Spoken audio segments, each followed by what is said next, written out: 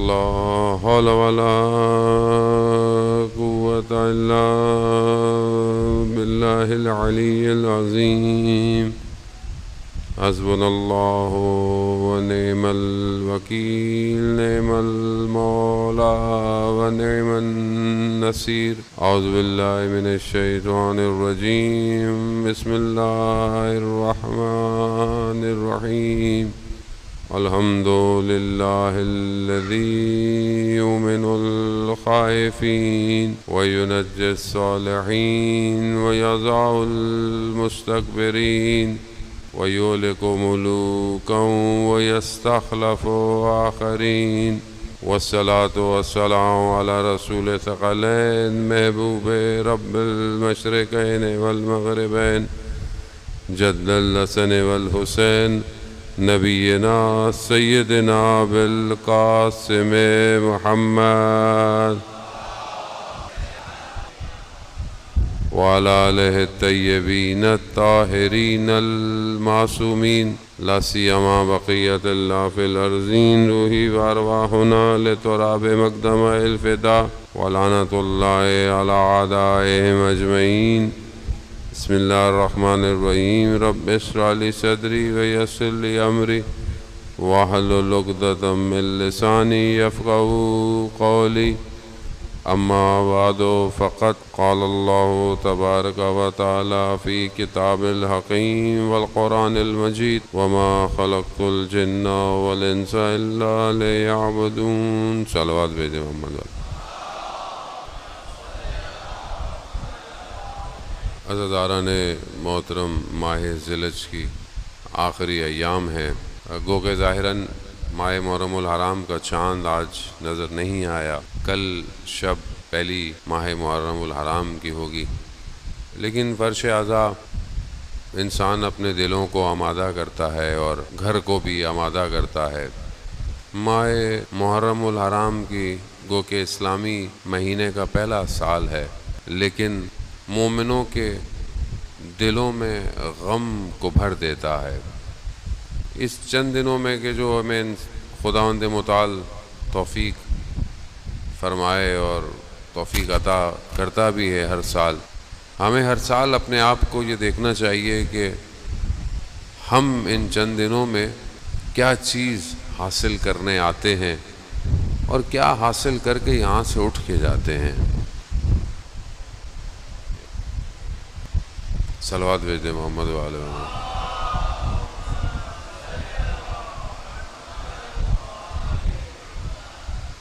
ماہ محرم الحرام میں خدا ہمیں توفیق دیتا ہے کہ ہم اپنی محنت کے بغیر کسی ایک ایسے مقام پہ پہنچ جائیں کہ جہاں پر اللہ کے ولی پہنچے ہوئے ہوتے ہیں ہماری محنت نہیں ہے یہ نہیں کہ خدا نخواستہ آپ خلوص سے یا محبت سے نہیں آتے آپ اپنی محنت جو آپ کے اندر اللہ نے توفیق دی ہے لیکن یہ ساری محنت سید الشہداء علیہ السلام کی ہے یہ ساری محنت جو ہے وہ امام حسین علیہ السلام کی ہے کہ جو امام نے 61 ہجری میں کربلا میں قربانی دی ہے اس قربانی کے یہ اثرات ہیں کہ آپ اور میں بھی اس دسترخوان سے کچھ لے کے چلے جاتے ہیں اس لیے کوشش کریں اور کوشش کرنی بھی چاہیے کہ یہ مجلسیں ہمارے وجود میں تبدیلی کا باعث بنے ہم یہاں سے جب اٹھ کے جائیں تو ہماری عمل ہمارا کردار وہ نہ ہو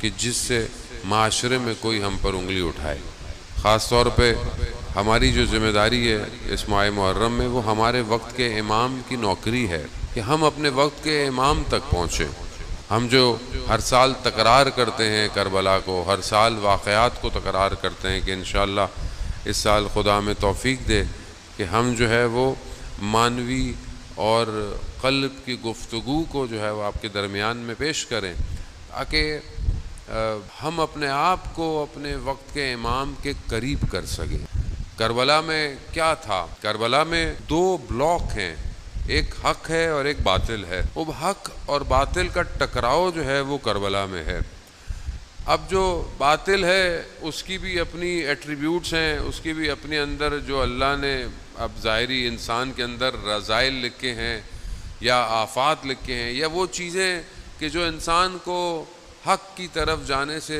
روکتی ہیں وہ ایک حصے میں پائی جاتی ہیں۔ ایک حصہ وہ ہے کہ جس میں قدریں پائی جاتی ہیں، جس کے اندر ویلیوز پائی جاتی ہیں، یعنی ایسی ویلیوز ہے کہ دشمن پیاسا بھی ہے اور دشمن ہے لیکن امام حسین اسے پانی پلا رہے ہیں۔ اب یہ ویلیوز کربلا جو ہے وہ ایک حصہ ویلیوز کو دکھا رہا ہے، اور یہ ہیومن ویلیوز ہیں۔ آج بھی دنیا اسی ہیومن ویلیوز پہ چل رہی ہے۔ اب یہ دو بلاک آپس میں ٹکراتے ہیں، جب یہ ٹکراتے ہیں تو ظاہر ہے اس سے ایک ارتعاش پیدا ہوتا ہے۔ یہ ارتعاش آج تک جو ہے وہ ہمیں اثرات پہ مرتب کر رہا ہے کہ اب یہ جو ٹکراؤ ہے، یہ ٹکراؤ صرف 61 ہجری میں نہیں ہوا، یہ ٹکراؤ قیامت تک ہوتا رہے گا۔ ہم نے اپنے آپ کو دیکھنا ہے کہ ہم کس بلاک میں کھڑے ہوئے ہیں۔ یہ جو بار بار ہمیں تاکید کی گئی ہے، عزیزان محترم، ذکر تو ذکر ہے، آپ گھر میں بھی بیٹھ کے کر سکتے ہیں، آپ پورا سال کر سکتے ہیں، لیکن خاص طور پر ماہ محرم الحرام میں اتنا اہتمام کرنا اور مجالس کا انتقاد کرنا، اور اس کے بعد جلوس ہے، بہت ہی سارے پروگرام ہیں۔ کیوں ہیں؟ کیونکہ اس کے بہت سارے اہداف ہیں اور بہت سارے لوگ اسی سے گھبراتے ہیں، دشمن اسی سے گھبراتا ہے۔ لیکن شور دنیا میں بہت زیادہ ہے، اور کیونکہ آپ ماشاءاللہ جوان کی تعداد ہماری مجالس میں زیادہ ہوتی ہے، شور جو ہے وہ آپ کو اپنی طرف متوجہ کرانا چاہتا ہے۔ دنیا میں کتنے شور ہیں؟ ایک شور دنیا میں جو ہے وہ اکنامکس کا ہے، دنیا پرستی کا ہے، میٹلسٹک کا ہے، چاہے وہ کام ہو، چاہے وہ بزنس ہو، چاہے وہ برانڈنگ ہو، چاہے وہ شہرت ہو۔ خوب یہ شور ہیں، یہ شور ہمیں اپنی طرف متوجہ کراتے ہیں۔ خوب انسان بھی اسی شور کی طرف بھاگتا ہے۔ جب آپ آفس جاتے ہیں، یونیورسٹی جاتے ہیں، اسکول جاتے ہیں، کہیں بھی جاتے ہیں، ایک شور ہے جس نے آپ کو گھیرا ہوا ہے۔ ایک تو آپ کا کام ہے، اور ایک اس کے اطراف میں ایک سراؤنڈنگ میں ایک شور ہے جو آپ کے پورے دن کو ڈسٹرب کرتا ہے۔ اسی طرح ایک دین اور ادیان کا شور ہے۔ دنیا میں دین کا بازار گرم ہے، کوئی کہتا ہے یہ صحیح ہے، وہ کہتا ہے میں صحیح ہوں، وہ کہتا ہے ہم حق پر ہیں، وہ کہتا ہے یہ کافر ہے۔ خوب ہر طرح کا ہے۔ خوب اسلام کے اندر فرقے ہیں، اسلام سے باہر جائیں تو اور بہت سارے مذاہب ہیں۔ پھر اس کے علاوہ آئیڈیالوجیکل وار ہے، انسانی نظریاتوں کی جنگ ہے۔ کسی کا نظریہ، کسی کے مذہب الگ الگ ہیں، مگر وہ ایک نظریے پہ قائم ہے۔ خوب یہ نظریات کی یہ اتنا شور ہے کہ یہ شور آپ کو آکوپائڈ کرتا ہے۔ اور جب ماہ محرم آتا ہے تو محرم میں دشمن مختلف شور کو فلوٹ کرتا ہے معاشرے میں، یعنی ایسی چیزیں کہ جو پورا سال خاموش ہوتی ہیں، محرم میں یہ شور کانوں میں آنا شروع کر دے گا۔ مختلف ویڈیوز، مختلف کلپس، مختلف چیزیں یہ وائرل ہونا شروع ہو جائیں گی۔ کیوں؟ تاکہ آپ اس اصلی آواز کو نہ سن پائیں کہ جو روز عاشورہ بلند ہوئی، حل من ناصر ینصرنا، اس ایک آواز کو خاموش تو نہیں کر سکتے، اس آواز کو کوئی خاموش نہیں کر پایا اور نہ کوئی کر سکتا ہے، کیونکہ وہ آواز کسی عام آدمی کی نہیں، وہ حسین ابن علی کی آواز ہے، اور وہ آواز امام وقت کی آواز ہے۔ آج بھی امام وقت، ہمارے وقت کا امام بھی یہی کہہ رہا ہے، کوئی میری مدد کرنے والا۔ خوب یہ آواز گونج رہی ہے، لیکن ہم جیسے جو لوگ امام کے سامنے تھے ان کو یہ آواز کیوں نہیں آئی؟ مگر کیا ان کے کان نہیں تھے؟ نہیں تھے۔ شور تھا دنیا کا۔ عمر ابن سعد کتنی دفعہ امام نے اس سے گفتگو کی ہے، کتنی دفعہ امام نے اسے آفر کی، امام نے اسے کہا کہ تمہیں گھر چاہیے، تمہیں دولت چاہیے، ہم دیں گے تمہیں، مگر اسے آواز نہیں آ رہی تھی۔ کیا آواز آ رہی؟ مگر دنیا کا شور زیادہ، شہر رے کی گندم کی محبت اس کے وجود میں زیادہ۔ عزیزان محترم، جب انسان دنیا کے شور کی طرف ہو تو وہ اپنے وقت کے امام کو نہیں پہچانتا۔ خوب یہی ہمیں ان چند دنوں میں اپنے آپ کو کرنا ہے۔ کیا ہماری زندگی میں بھی کوئی شور ہے؟ اب ایک شور معاشرتی ہے، معاشرے کا، ایک شور ہمارے اندر سے ہے، ہمارے اپنے اندر کی خواہشات، ہمارے نفس، ہماری وہ چیزیں کہ جو ہمیں ہمارے وجود سے دور کرتی ہیں، وہ ایک شور ہمارے اندر بھی برپا ہے۔ خوب ہم اپنے اس شور کو کیا خاموش کریں گے کہ نہیں کریں؟ کربلا سیکریفائس ہے، کربلا ایثار ہے، کربلا قربانی ہے۔ کیا میں کچھ قربان کرنے کو تیار ہوں کہ نہیں ہوں؟ اگر میں کچھ قربان کرنے کو تیار نہیں ہوں تو میرے اندر بہت شور، اور یہ شور مجھے اپنے وجود کو امام کو دینے نہیں دے گا۔ آیت اللہ تقی بافقی رضوان اللہ تعالی علیہ، کل بھی میں مجلس کہیں پڑھ رہا تھا، میں نے واقعہ بیان کیا کہ وہ زمین کے راستے سے نجف سے ایران جا رہے تھے، سردیوں کے ایام تھے، ایلام کی پہاڑوں پہ برف تھی، رات ہو گئی، کہیں نہ کہیں رات گزارنی تھی، تو ایک قہوے خانے میں گئے، چائے جہاں ملتی تھی، تو وہاں دیکھا تو وہاں اوباش بیٹھے ہوئے ہیں، شور شرابہ ہے، وہ جگہ ان کو مناسب نہیں لگی، لیکن کوئی جگہ تھی نہیں، تو انہوں نے دیکھا کہ باہر درخت کے نیچے ایک نورانی شخصیت بیٹھی ہوئی ہے، اور انہوں نے کہا کہ تقی یہ جگہ تمہارے بیٹھنے کی نہیں ہے، تم ہمارے پاس آ جاؤ۔ کہا میں ان کے پاس چلا گیا، باہر برف گرتی رہی، مگر اس درخت کے نیچے مجھے ساری رات کوئی سردی نہیں، رات گزاری، صبح فجر کا وقت آیا، ان کے پیچھے میں نے نماز پڑھی، جب روشنی پھوٹی تو پھر انہوں نے کہا کہ سفر شروع کرتے ہیں، چلنے لگے تو مجھے احساس ہوا، اور یہ احساس خود نہیں ہوتا جب تک امام خود نہ چاہے۔ مجھے یہ احساس ہوا کہ یہ کوئی اور نہیں، یہ وقت کے امام ہیں۔ جیسے مجھے احساس ہوا، مجھے امام نے کہا کہ اب آپ کو پتہ چل گیا ہے تو ہم آپ سے رخصت لیتے ہیں، اب ہم جاتے ہیں۔ تو شدت عشق، شدت ملاقات، محبت یہ ہمارے اندر ہونی چاہیے اذان محترم۔ ہمارا 24 گھنٹے گزر جاتے ہیں، ہمارے وجود سے ایک دفعہ بھی نہیں نکلتا یا صاحب الزمان، نہیں نکلتا۔ ظاہر ہے جس کو انسان یاد کرے اسی سے نکلتا ہے، کہیں درد ہو تو اسی کا نام نکلتا ہے جو طبیب ہوتا ہے، لیکن میرا طبیب نہیں بن پایا۔ ایسا نہیں کہ وہ، میں خود کمزور، یا صاحب الزمان یا مہدی ادرکنی میرے وجود سے نہیں نکل رہا، خوب نہیں نکل رہا، اس کو آپ ایکسیپٹ کریں، کیوں نہیں نکلتا؟ تو کہا جیسے ہی ان کو احساس ہوا، بہرحال انہوں نے کہا کہ میں آپ سے پھر کب ملوں گا؟ تو کہا ابھی آپ کم جا رہے ہیں تو کم میں ملاقات ہوگی اور سبزہ زار میں ہماری ملاقات۔ یہ کہے بڑے شوق سے، بڑی محبت اور بڑی تڑپ کے ساتھ کم پہنچے، 3 دن کم میں رہے، دیکھا امام سے ملاقات نہیں۔ کم سے نکلے، جیسے ہی سبزہ زار پہنچے، یہ بھی سوچ میں تھے کہ امام سے ملاقات ہوگی، تو دیکھا امام نے جو ہے وہ کاندھے پر ہاتھ رکھا اور کہا کہ مولا، پہلی چیز کیا کہی؟ مولا آپ نے کہا تھا کم میں ملیں گے، آپ تو کم میں نہیں ملے۔ تو امام فرماتے ہیں ہم کم میں ہم تمہارے پاس کھڑے تھے، جب تم حرم کے باہر کسی خاتون کو مسئلہ بتا رہے تھے تو ہم تمہارے ساتھ کھڑے ہوئے تھے۔ عزیزان محترم، ہمیں نہیں پتا ہم کبھی سڑک میں، کبھی بازار میں، ہماری نگاہیں کہاں ہیں، ہمیں کیا پتا اس وقت ہمارے برابر میں ہمارا امام کھڑا ہوا ہو۔ خب یہ بہت ضروری ہے، یہ آپ کو محسوس کرنا ہے۔ امام زندہ ہے، امام غیبت کے پردے میں ہے، لیکن امام زندہ تو ہے۔ اب کیا میں اپنے امام کے قریب جا رہا ہوں کہ نہیں جا رہا؟ کربلا یہی ہے۔ کربلا کیا ہے؟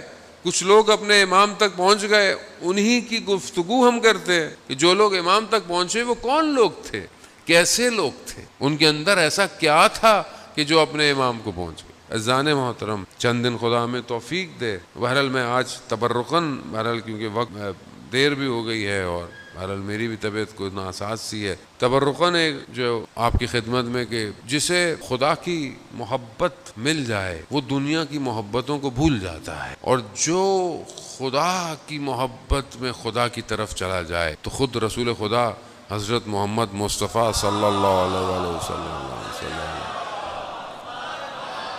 خود رسول خدا فرماتے ہیں کہ جو خدا کی طرف آ جائے، خدا سے محبت کر لے، خدا اس کا ذکر ملائکہ اور باقی مکان اور ہر جگہ سے کر دے، یعنی گویا کائنات کا ہر وجود اس کو پہچانتا ہے کہ یہ خدا سے محبت کرتا ہے۔ وہ ایک ایسا شخص کہ جو اتنا مشہور ہو خدا کی بارگاہ میں، خدا کی مخلوقات میں، کیا اس کی دعا آسمان سے واپس آئے گی؟ نہیں آئے۔ لیکن کیا ہم اپنے آپ کو اس محبت کی طرف بڑھا رہے ہیں کہ نہیں بڑھا؟ کیونکہ یہ دنیا کبھی بھی خدا کی محبت کی طرف آپ کو جانے نہیں دے گی۔ دنیا کا کام ہی یہی ہے۔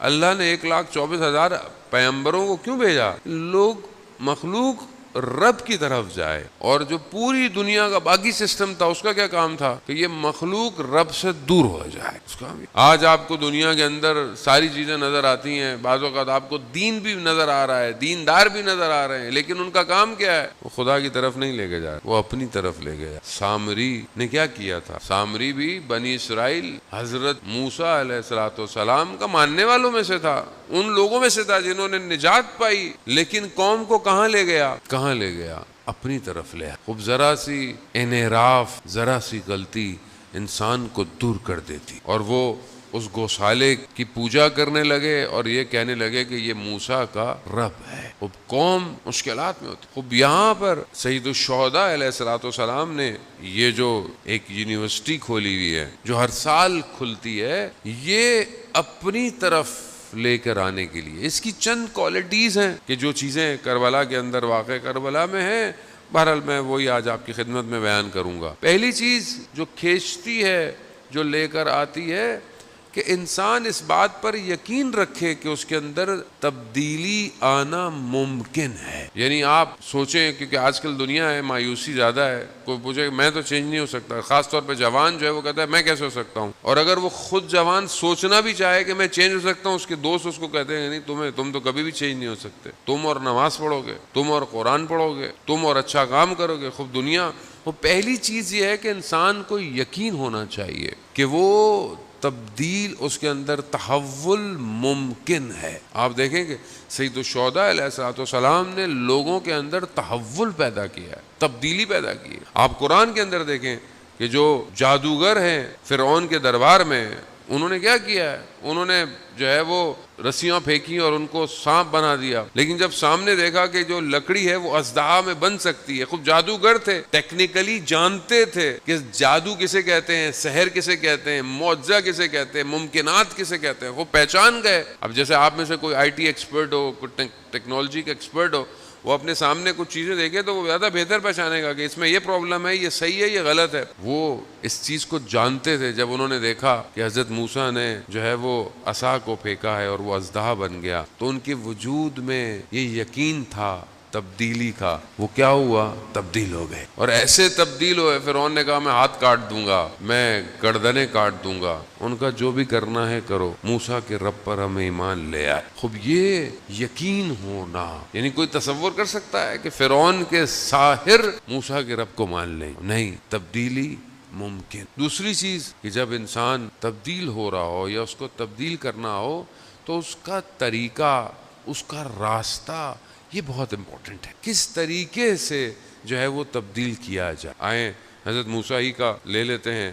جب حضرت موسیٰ فرعون کے پاس جا رہے ہیں تو قرآن نے حضرت موسیٰ کو کیا ڈائریکشنز دی؟ مطلب آپ کے سامنے فرعون جیسی شخصیت ہو جس نے ظلم کیا، بنی اسرائیل کو شکنجے میں رکھا، حضرت موسیٰ کو کتنی تکلیف ہوئی، ان کو نکلنا پڑ گیا، اس کے بعد اب آپ جا رہے ہیں، آپ خدا کے نمائندے بھی ہیں، پاورفل بھی ہیں، سب کچھ ہے، تب آپ کیسے جائیں گے؟ ہم میں سے اگر کسی کو موقع مل جائے کہ کسی کو صحیح کرنا ہے، کیسے جائیں گے ہم؟ مگر قرآن حضرت موسیٰ سے کیا کہہ رہا ہے کہ جب موسیٰ کے پاس جانا تو قول لین، یعنی آرام سے گفتگو کرنا، یعنی خدا فرعون کو بھی موقع دینا چاہتا ہے۔ طریقہ، ہمارا طریقہ کیا ہے؟ ہماری گفتگو کیسی ہے؟ ہم اگر کسی کو ہدایت دینا چاہتے ہیں یا کسی کو اچھی بات کرنا چاہتے ہیں تو ہمارا جو ہے وہ ایکشن کیسے ہونے چاہیے؟ ہم اپنے گھر میں کیسے ہیں؟ چار باتیں اگر مذہب کی ہمیں پتہ چل جائیں، اگلے والے بیچارے کا تو ہم کپڑے جو ہے نا بیچارے کی کھال بھی اگاڑ دیتے ہیں۔ تمہیں کیا پتا؟ تمہیں مذہب کا کیا پتا؟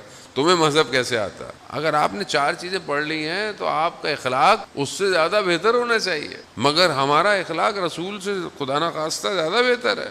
رسول کا اخلاق کیسا تھا؟ کیسا اخلاق ہے رسول کا کہ لوگ پتھر بھی مارتے ہیں مگر رسول اللہ کے حبیب کسی کے لیے بد دعا نہیں کر رہے۔ وہ ایک شخص کہ جس کے لیے رسول خدا نے اپنے پیراہن کو ہٹایا کہ جو ہے وہ سواری کو لگاتے ہوئے اس کو لگ گئی تھی، کہا کہ تم بھی مجھے، اس نے ہٹایا، اس نے بوسہ دیا، یا رسول اللہ میں تو آپ کے کمر پہ بوسہ دینا چاہتا ہوں۔ وہ اللہ کا حبیب، وہ جس کے صدقے میں اللہ نے کائنات بنائی، ان کا اخلاق کیسا ہے؟ ہمارا اخلاق کیسا ہونا چاہیے؟ ہمارا اخلاق گھر میں کیسا ہونا چاہیے؟ ایام اذاں ہیں، ہمیں تو بعض اوقات اپنے آپ سے افسوس ہوتا ہے، بعض اوقات ہم روڈ پہ گاڑی جا رہی ہوتی ہے، ہمارے ساتھ والے پتہ نہیں کسی کو ڈانٹ رہے ہوتے ہیں، کسی کو سائڈ پہ کر رہے ہوتے ہیں، بہرحال ہم کچھ کہیں تو کہتے ہیں آغا صاحب سیکیورٹی ہے ہمیں کرنے دیں، لیکن مجھے بالکل نہیں اچھا لگتا۔ مطلب میری کیا حیثیت ہے، اوقات ہے، مطلب انسان بہرحال ایک اچھے کام مذہب مجلس پڑھنے جا رہا ہو اور آپ کی گاڑی کسی کو دھکا دے دے، دبا دے، تو آپ کیا سوچیں گے؟ مطلب وہ کیا سوچے گا؟ یہ کون ہے یہ شخص؟ کہاں ہے یہ؟ ہم ہمارے معاشرے میں ابھی محرم میں تو ہم لوگ بادشاہ ہوتے، شیعہ خاص طور پہ، جو دل چاہے کریں،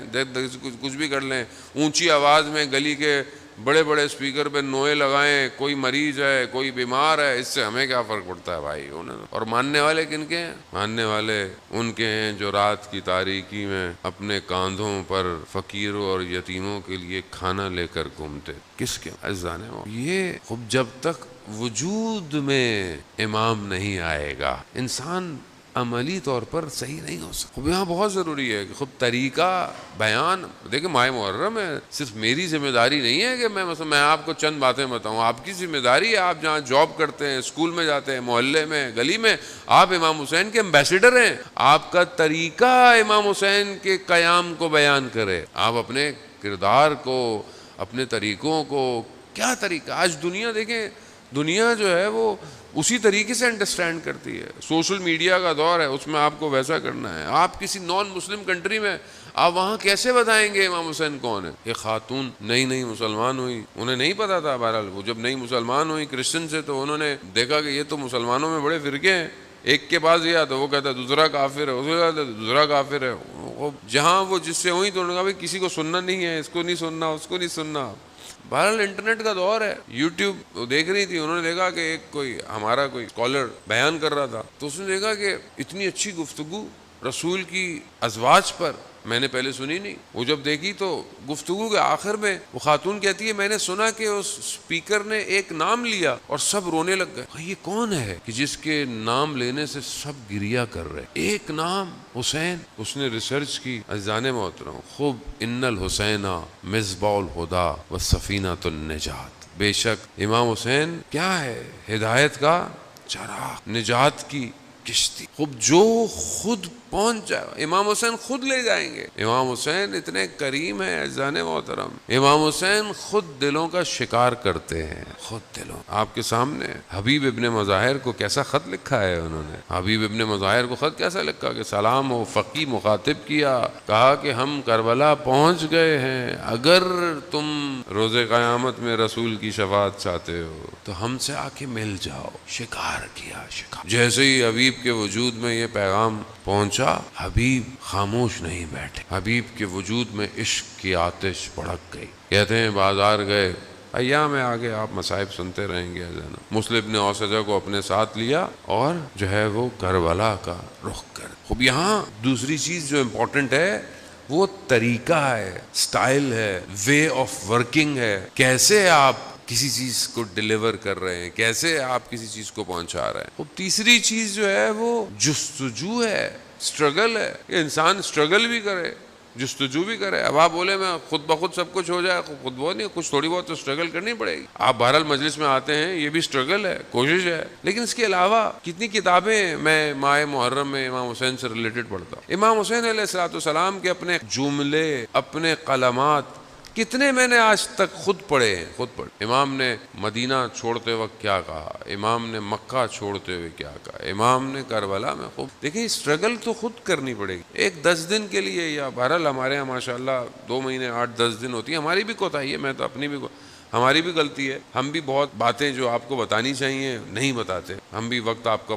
معذرت کے ساتھ میں اپنی بات کروں گا، وقت ضائع کرتے ہیں، جبکہ آپ کا وقت بڑا قیمتی ہوتا ہے۔ خوب یہاں خوب مجھے خود اسٹرگل کرنی ہے اپنی لائف میں۔ مولا امیر سے مجھے محبت ہے، ہونی چاہیے، لیکن کتنا میں نے قال امیر المومنین پڑھا، کتنا میں نے قال امیر المومنین سنا، بہت ضروری۔ خوب نہج و بلاغہ کے خطبے، خوب یہ انسان جب تک وجود سے نہیں ہوگا، اس کے لیے دنیا چینج نہیں ہونے والی، دنیا ویسی رہے گی جیسی ہے، جب تک آپ ان کلامات کو نہیں سنیں گے یہ آپ کو تبدیل نہیں کر سکتے۔ خوب یہاں خود اسٹرگل کرنی ہے۔ باقی انسان کے اندر بصیرت ہونی چاہیے، انسان کو پتا ہو کہ حق اور باطل کے درمیان میں تھن لیئر کیا ہے، آج دشمن کون ہے، آج دشمن شناسی کیا ہے، آج ہائبرڈ وار کسے کہتے ہیں، آج ٹیکنیکل وار دنیا میں لڑی جا رہی ہے، وہ کیا ہے، کیسے ہے۔ خوب ظاہر ہے، یعنی آپ امام حسین کی مجلس میں آئیں اور وقت کے یزید کے بارے میں آپ کو نہ پتا ہو، اس کی اسٹریٹجیز نہ پتا ہو، اس کی پلاننگ نہ پتا ہو، وہ کس طرح دنیا میں کام کر رہا ہے خوب نہ پتا، اس کا مطلب پھر تو بس آپ آئے ہیں، بس ایک رسمی طریقے سے آئے ہیں اور بس واپس باہر چلے جائیں۔ لوگ پہلے بھی آتے تھے، امام حسین پر تو گریہ کرنے والی بڑی قومیں تھیں، مگر امام حسین کا ساتھ دینے والا ہر کوئی نہیں تھا۔ پانچویں چیز کہ انسان جب تبدیل ہونا چاہ رہا ہو تو اس کا کوئی نہ کوئی رہبر ہونا چاہیے، لیڈر ہونا چاہیے۔ امام حسین خود اس کاروان کے سالار لیڈر ہے۔ عزیزان محترم، وہ خود انسان آئے اور اپنی آگے کی طرف بڑھے۔ بہرحال یہ مقدماتی سی گفتگو آپ عزیزان محترم کہ بہرحال معطر کرنے کے لیے کہ ہم اپنے وجود کو پاک کریں۔ سید الشہداء علیہ الصلوۃ والسلام کے اندر جو خاصیت تھی وہ یہ تھی کہ 72 لوگ تھے، 72,000 نہیں تھے، تھوڑے تھے مگر ایسے تھے کہ آج تک روشن ہیں، آج تک چمک رہے۔ دنیا کی حکومتیں، دشمنوں کے قلم، کتابیں، لوگوں کی گفتگویں، جلسے، تقریریں امام حسین کے اصحاب کو مٹا نہیں پائے، اور کوئی نہیں مٹا سکتا، کیونکہ یہ صرف اس عالم میں نہیں ہے بلکہ ہر عالم میں روشن۔ امام حسین علیہ الصلوۃ والسلام رحمت واسع ہے، اتنی بڑی رحمت ہے کہ کسی آیت اللہ عظمہ بہجت فرماتے ہیں اپنی کتاب رحمت واسع میں کہ ہمارا ایک دوست، میں اس کو اکثر دیکھتا تھا کہ وہ سید الشہداء کے حرم میں آتا تھا اور امام کو قسمیں دیتا تھا۔ ایک دن میں نے اسے روک لیا کہ تم امام کو قسم دے کے کیا مانگتے ہو؟ اللہ اکبر، کہا میں امام کو کہتا ہوں امام آپ کو آپ کی قسم، کیونکہ امام اتنے رؤوف ہیں۔ تو وہ شخص کہتا ہے کہ میں امام کو کہتا ہے مولا آپ کو آپ کی قسم، آپ نے اپنے بیٹوں کے قاتلوں کو معاف نہیں کرنا۔ امام اتنا رؤوف۔ اس دن کے بعد آیت اللہ عظمہ بہجت کہتے ہیں کہ میں نے بھی پھر یہی کہا کہ مولا آپ کو آپ کی اپنے بیٹوں کے قاتلوں کو معاف مت کیجیے۔ عزاداران محترم، حسین بہت کریم ہے، میں آپ کچھ بھی نہیں کرتے اور آپ یقین کریں ہمارے لیے جنت کے دروازے کھل جاتے۔ یہ ایک ایسا دسترخوان آتا ہے، ایک چھٹے معصوم سے روایت ہے، اگر تمہاری آنکھ میں قطرہ بھی آنسو آ جائے، قطرے کا بھی قطرہ، تو جہنم کی آتش سے نجات پاؤ گے۔ کیا ہے ایسا؟ آخر امام حسین علیہ الصلوۃ والسلام نے ایسا کیا کی؟ بس عزاداران محترم پہلی شب ہے، اور بہرحال حسب معمول کہیں پر مختلف مصائب پڑے جاتے ہیں، لیکن آئے ہم متصل ہوتے ہیں پہلے شہید سے جو اس راستے کا پہلا شہید۔ کوفہ والوں نے 12,000 18,000 خط لکھے، امام نے دیکھا کہ اتنے لوگ بلا رہے ہیں، امام نے اپنے جانے سے پہلے اپنے نمائندے کو بھیجا، اور امام کا نمائندہ کون ہے؟ مسلم ابن عقیل، جو خود امام کی عقل ہوتا ہے۔ امام کا نمائندہ امام کی عقل ہوتا ہے۔ مسلم گئے، مسلم نے گفتگو ملاقاتیں کی، آپ کے سامنے کچھ لوگ مسلم کو بھی کہنے لگے کہ اگر امام خود آئیں گے تو پھر ہم امام کا ساتھ، خدا نہ خواستہ آج ہم بھی ایسے ہی تو نہیں ہیں کہ بعض اوقات ہم کہتے ہیں جب امام آئیں گے خود حالات بہتر ہو جائیں گے۔ نہیں عزیزان محترم، آپ سچویشن کو اس قابل کریں گے تو امام آئیں گے۔ کوفہ والوں نے کیا کیا؟ کوفہ والوں نے حضرت مسلم کو تنہا چھوڑ دیا۔ حضرت مسلم ہانی ابن عروہ کے گھر میں گئے، ان کے یہاں پناہ دی، لیکن بہرحال اس کو بھی کسی طریقے سے جو ہے وہ ابن زیاد لعین نے بلایا، اور ابن زیاد لعین نے جو ٹیکنیک کی وقت نہیں ہے میرے پاس کہ میں بہرحال اس پہ گفتگو کروں کہ کس طریقے سے معاشرے میں، اس معاشرے میں کہ جہاں سے لوگوں نے امام کو خط لکھے تھے، جہاں پر دن کی نماز میں ہزاروں کی تعداد ہے مسلم کے پیچھے، مغرب کی نماز میں مسلم تنہا کھڑا ہوا، وہ کیا کیا؟ وہ یہ ساری چیزیں سمجھنے کی ضرورت ہے جانے محترم۔ تاریخ عبرت کے لیے ہے کہ مسلم ابن عقیل تنہا رہے، رات کی تاریکی، مسلم کوفہ کی گلی میں ایک دیوار سے سہارا لیے کھڑے۔ خاتون گھر سے باہر نکلتی ہے، کیا دیکھتی ہے؟ کوئی کھڑا ہے، کہتی تمہیں نہیں پتا کوفہ کے حالات، یہاں کیوں کھڑے ہو؟ میں گھر میں تنہا ہوں، اپنے گھر جاؤ۔ مسلم کہتے ہیں کہ میں مسافر ہوں، میرا گھر نہیں ہے۔ کہاں کے مسافر ہو؟ کہاں سے آئے ہو؟ کہا مدینہ کا رہنے والا ہوں۔ ہاں، مدینہ میں کہاں کے رہنے والے ہو؟ کہا محلہ بنی ہاشم کا رہنے والا ہو۔ بس یہ سننا تھا اس خاتون کا، اہل بیت کی ماننے والی تھی۔ کتنے خوش قسمت ہیں آپ اہل بیت کے ماننے والے ہیں، یہ بڑی سعادت ہے عزیزان۔ اس میں ہمارا کوئی کمال نہیں، اس میں کمال ہمارے آباء و اجداد کا ہے جنہوں نے ہمیں اس قابل کیا۔ بس محلہ بنی ہاشم کا نام سنا تو اپنے ارباب کا پوچھنے لگی۔ مسلم نے بتایا، جب یہ سنا تو حضرت مسلم کو اپنے گھر لے آئی اور رات کی پناہ میں اجازت، مگر اسی کا اپنا داماد غالباً جب آیا اور اس نے دیکھا کہ کوئی ہے اور کمروں میں، دیکھا تو مسلم عبادت میں مشغول ہیں، اور اس نے مخبری کی اور دوسرے دن حضرت مسلم کو گھیر لیا۔ لڑتے لڑتے بہرحال حضرت مسلم کو گرفتار کر لیا، زخمی ہوئے، زخم لگے۔ اسی حالت میں ابن زیاد کا دربار ہے، وہاں ابن زیاد نے پوچھا کوئی خواہش، کوئی وصیت؟ تو حضرت مسلم نے کہا ایک میری وصیت ہے، کچھ قرض ہے کچھ چیزیں ہیں یہ بیچ کے اس کو ادا کر دینا، اور میری ایک پیغام ہے جو امام حسین تک پہنچا دی۔ کہا کیا؟ کہا کہ کوفہ مت آئیں، کوفہ وفا نہ دارت، کوفہ والوں میں وفا نہیں ہے۔ یہ کہتے ہوئے حضرت مسلم کو لے گئے دارالعمارہ، حضرت مسلم کو لے گئے، پانی پیش کیا گیا، مگر خون کے قطرے اس پانی کے ظرف میں پڑے، حضرت مسلم نے نہیں پیا۔ دوبارہ کہتے ہیں 3 دفعہ ظرف آیا، خون کے قطروں نے پانی پینے نہیں دیا۔ ویسے بھی حضرت مسلم کیسے پانی پیتے؟ جس کے مالک کو پیاسا شہید ہونا ہو، مسلم کیسے پانی پئیں گے؟ بس عزادارہ نے حضرت مسلم کے سر کو تن سے جدا کر دیا، بدن کو دارالعمارہ سے نیچے اہانت کر دی گئی، اور پھر حضرت مسلم کے بدن کو کوفہ کی گلیوں میں گھسیٹا گیا۔ گویا حضرت مسلم کوفہ کی گلیوں کو آمادہ کر رہے ہیں، علی کی بیٹیاں آنے والی ہیں۔ بس اب جب یہ خبر امام حسین تک پہنچی ہے ایک مقام پہ، بتانے والوں نے یہی بتایا کہ جب ہم آئے ہیں ہم نے دیکھا اس بدن کو کس طرح گلیوں میں۔ امام حسین علیہ السلام امام ہے، امام اس وقت بھی جانتے تھے جب شہادت ہو گئی۔ بس جیسے ہی امام کو یہ خبر ملی، امام نے مسلم کی بیٹی کو بلایا، اپنے زانوں میں بٹھایا، سر پہ ہاتھ پھیرا۔ بچی بنی ہاشم کی ہے، سمجھدار بچی ہے۔ فوراً کہا ماموں جان کیا بابا کو کچھ ہو گیا ہے؟ اللہ اکبر! ہاں عزاداران محترم، مسلم غربت کے عالم میں مارا گیا ہے۔ مسلم وہ ہے کہ جب سید الشہداء روز عاشوراء اپنی تلوار کے سہارے کربلا میں جھکے ہوئے ہیں، دائیں دیکھا بائیں دیکھا، اللہ اکبر! میں حضرت مسلم کے زری پہ گیا، روزے پہ گیا، میں نے حضرت مسلم سے یہی کہا کہ اے حضرت مسلم نے عقیل مجھے بتائیے آخر آپ کے پاس کیا ایسا تھا، آپ نے ایسا کیا کیا کہ حسین ابن علی نے سب سے پہلے آپ کا نام لیا ہے؟ آسان نہیں ہے، یعنی دشت کربلا میں سب بکھر گئے، علی اکبر کا بدن ہے، عباس کے بازو ہیں، اصغر کو تیر لگا ہوا ہے، سب ختم، حسین تنہا ہے، دائیں دیکھتا ہے بائیں دیکھتا ہے، اینا اینا مسلم۔ اور کیوں نہ ہو کہ جب یہ لٹا ہوا کارواں کوفہ داخل ہوا، مسلم کا سر کوفہ کے دروازے پر ٹنگا ہوا۔ یہ پہلی گردن ہے جو حسین کے عشق میں قربان ہوئی ہے۔ گریا ساتھ بیٹھ کر رونا پھر آسان ہے، تنہا حسین پر رونا کمال ہے۔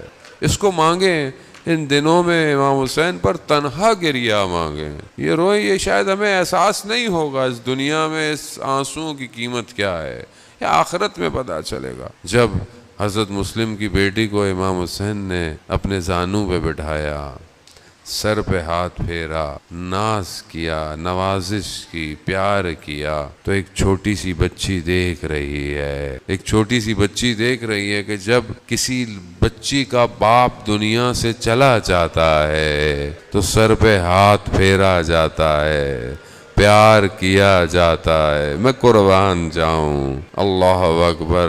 مگر اس بچی کو یہ نہیں پتا تھا کہ جب آپ کے بابا دنیا سے جائیں گے تو آپ کے سر پہ ہاتھ نہیں پھیرا جائے گا، تماچے لگیں گے، تازے آنے لگیں گے، گوشوارے چھینیں گے، دامن جلے گا، ہاتھوں میں رسیاں ہوں گی، کوفہ اور شام کا بازار ہوگا۔ الا لعنت اللہ علی القوم الظالمین وسیعلم الذین ظلموا ای منقلب ینقلبون۔ پروردگار امام زمانہ کے ظہور میں تعجیل عطا فرما، ہمیں ان کے ناصروں ان کے مددگاروں میں شمار فرما، حاضرین مجلس کی جائز خواہشات کو پورا فرما، بانیان مجلس کی اس عبادت کو خدا اپنی بارگاہ میں قبول فرما۔ جس نے بھی اس مجلس کی عزاداری میں قائم ہونے میں جو بھی اپنا کردار ادا کیا ہے، پروردگار اسے اپنی بارگاہ سے اجر کثیر عطا فرما۔ ہمارے وطن عزیز پاکستان کو عزت اور استحکام عطا فرما، اس کے دشمنوں کو نیست اور نابود فرما۔ مجلس، ماتم، جلوس، عزاداری جہاں بھی ہو رہی ہے، پروردگار ان سب جگہوں کی حفاظت فرما، مسلمانوں کو آپس میں محبت اور اتفاق سے رہنے کی توفیق عطا فرما۔ اللہم ارزقنا زیارت الحسین